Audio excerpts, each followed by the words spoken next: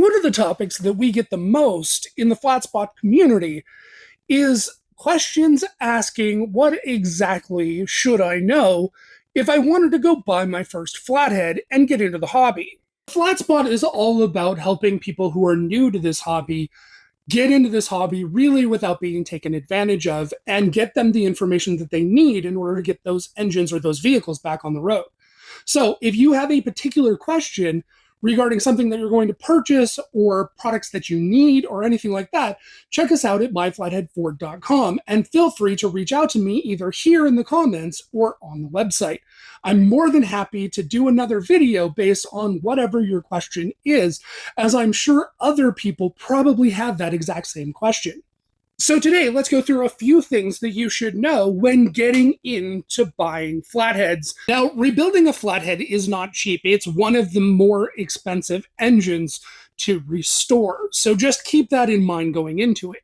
So if your first question about wanting to get into this hobby is, how much horsepower can I get out of a Flathead Ford V8?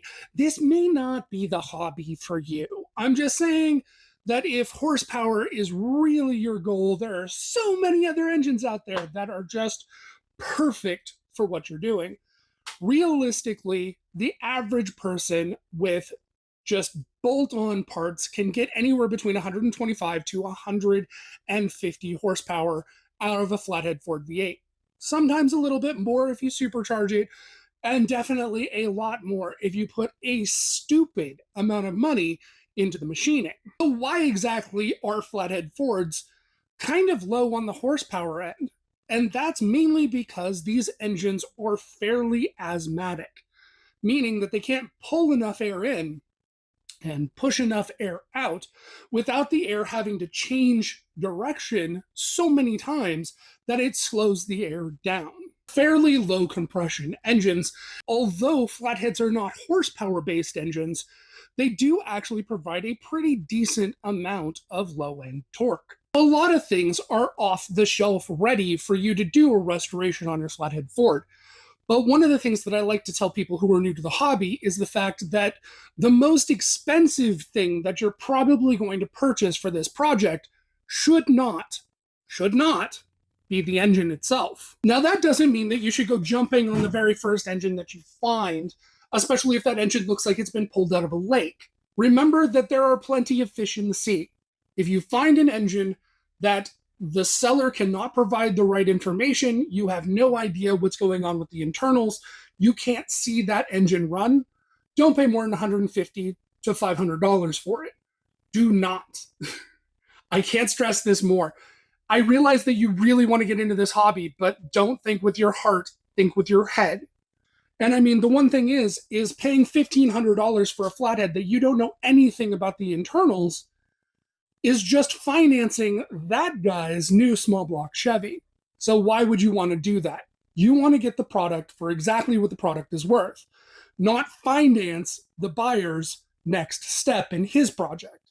What you want to do is you want to find an engine that you can hear running. You ready? Yeah. Here we go.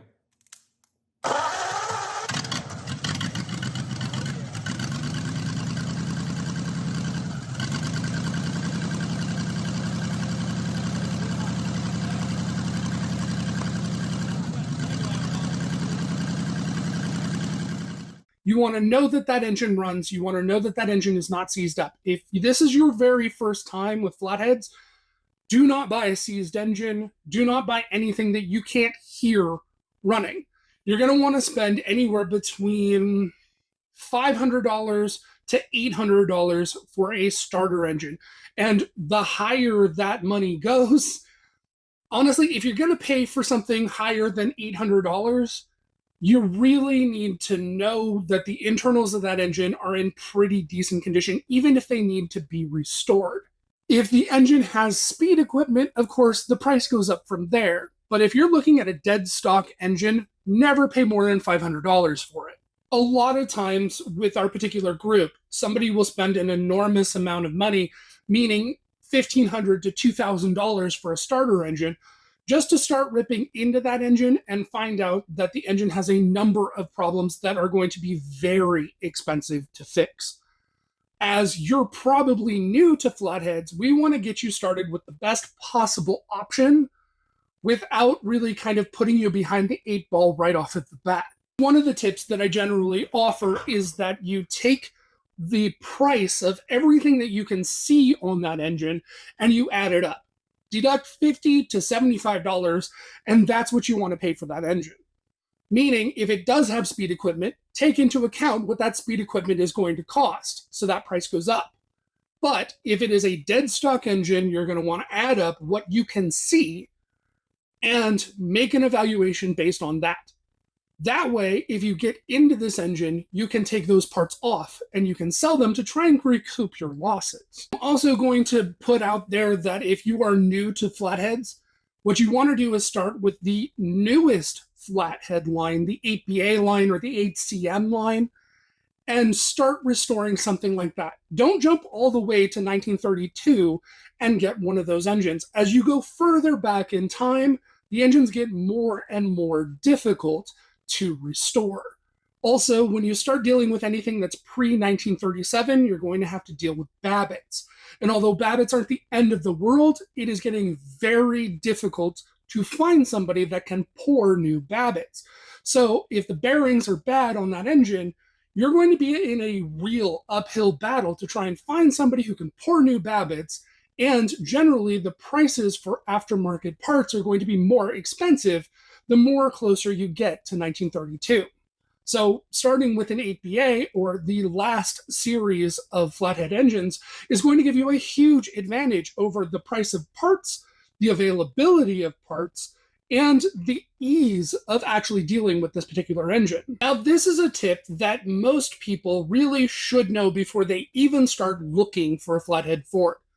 One of the largest red flags when looking for one of these engines is somebody who is trying to sell that engine under the illusion that it is a Mercury engine. This is a common tactic that most sellers use in this industry because the Mercury engines were slightly larger in stroke, having a 4-inch stroke over the 3.375 or something like that stroke that is in the Ford engines.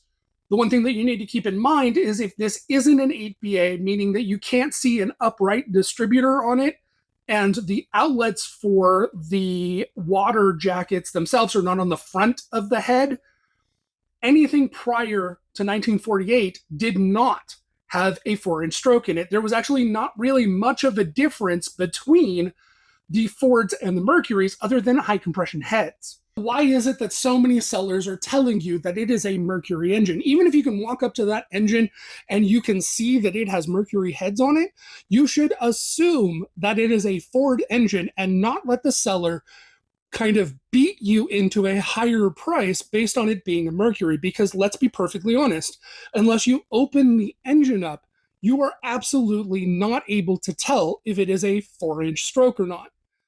The one thing that you need to know is that, putting a rod down the spark plug hole is not going to work because the spark plug hole is sitting directly over the valves. So you're not going to get any sort of measurement of the stroke unless you pull the pan off and inspect the crank, or you pull the heads off and actually measure the stroke of the piston. This is why so many sellers are like, oh yeah, it's a Mercury engine, because there's absolutely no way to prove that unless there's documentation or you pull the engine apart. So you're basically paying for the mystery of finding out that it's probably just a Ford engine in the first place and you paid too much for it. This is kind of an obvious one I'll give you. But always assume that the engine that is being sold has something wrong with it. Whether it's a cracked block or something internal is just wrong with it, people don't generally pull perfectly good blocks out of vehicles unless they're tired, broken, or they want to convert over to a different type of engine. But generally, that conversion was spurred by this engine being tired. So unless the seller can provide physical written proof that this engine has been at a rebuilder and what components are in the engine, just assume that the engine is tired, needing restoration, and likely the majority of the internal parts will not be able to be reused.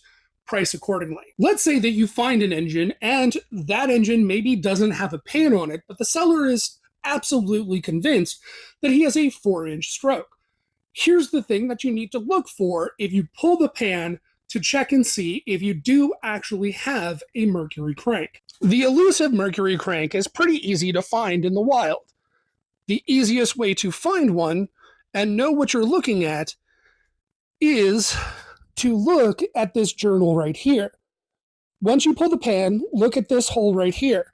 This hole will tell you if it is a mercury crank pretty easily, as Ford cranks have a hole that is about the size of a pencil, where these have a hole that is about the size of the tip of your finger. So yeah, if you take something about the size of a big pen and stick it into that hole and it fits perfectly, that is a Ford crank. If you can take your pinky and stick it into the hole, then it's likely that it is a 255 Merc crank, which is a more difficult crank to find.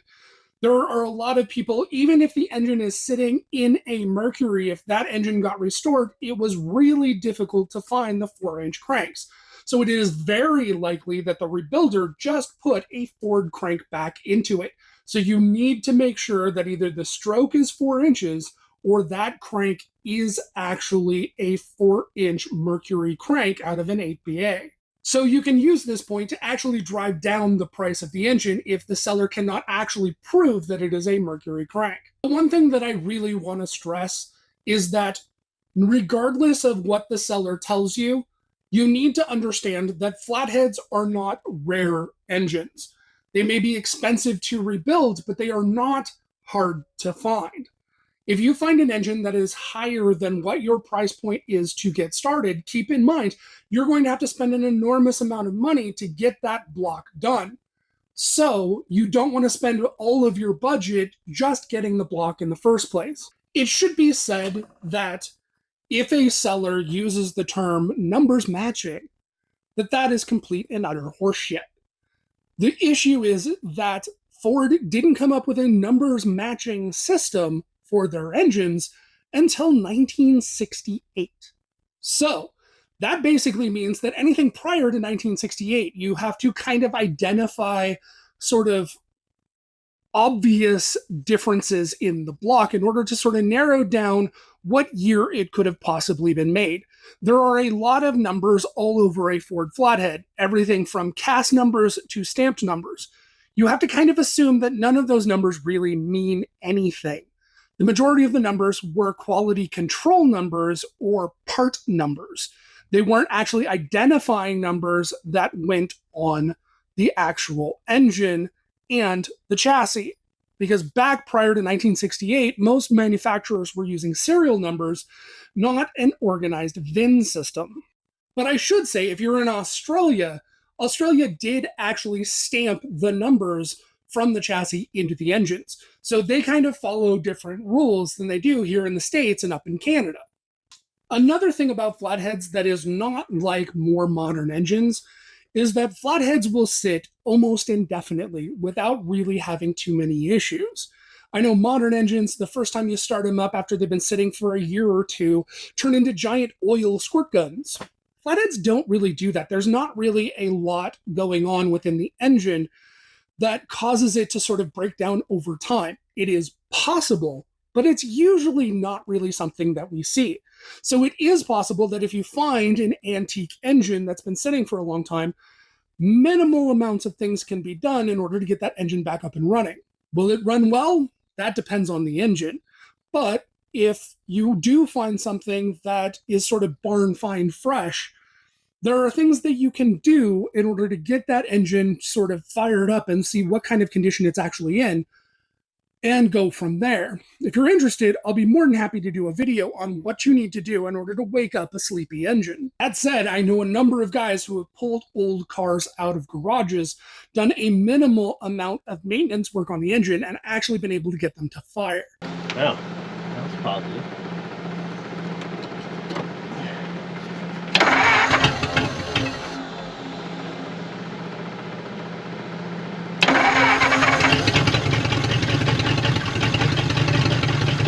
Oh, yeah!